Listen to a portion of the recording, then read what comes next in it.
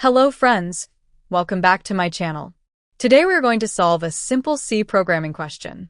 The question is, print the sum of the first n natural numbers. For example, if n equals 4, then also print these numbers in reverse order.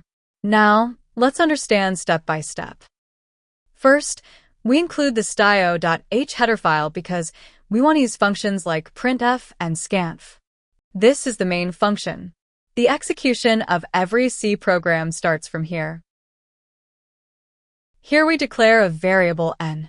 This variable will store the number entered by the user.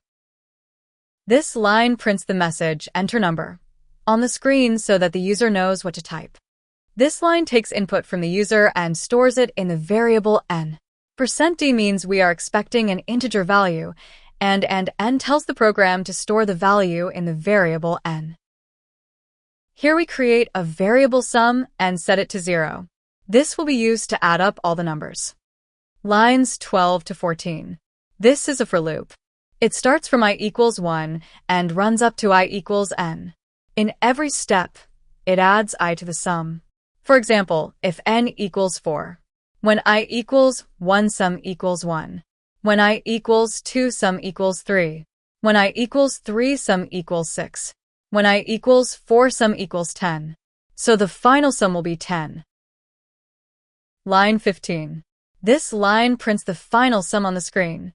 The %d will be replaced by the value stored in sum. Lines 16 to 18. This is another for loop. This time it starts from n and goes backward until 1. This is a for loop that prints the numbers in reverse order.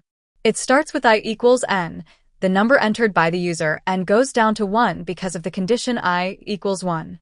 The I decreases the value of I by 1 in every step.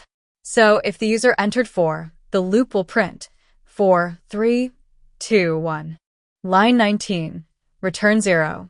This ends the main function and tells the compiler that the program ran successfully. Now, let's see the output of this program in the terminal.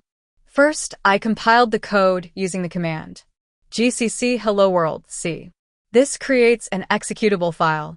Then I ran the program using /a.out. Case 1. When I entered 10.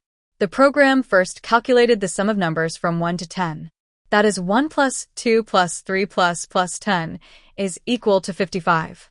So it printed sum is 55. Then, the second loop printed the numbers from 10 down to 1 in reverse order. The output was 10 to 1. Case 2. When I entered 40. The program calculated the sum of numbers from 1 to 40. That sum is 820. So it printed sum is 820. Then, the second loop printed the numbers from 40 down to 1 in reverse order. That's it. We have solved the full question. First, we calculated the sum, and then we printed the numbers in reverse order. I hope you understood this program easily. If you found this video helpful, then don't forget to like, comment, share, and subscribe to the channel.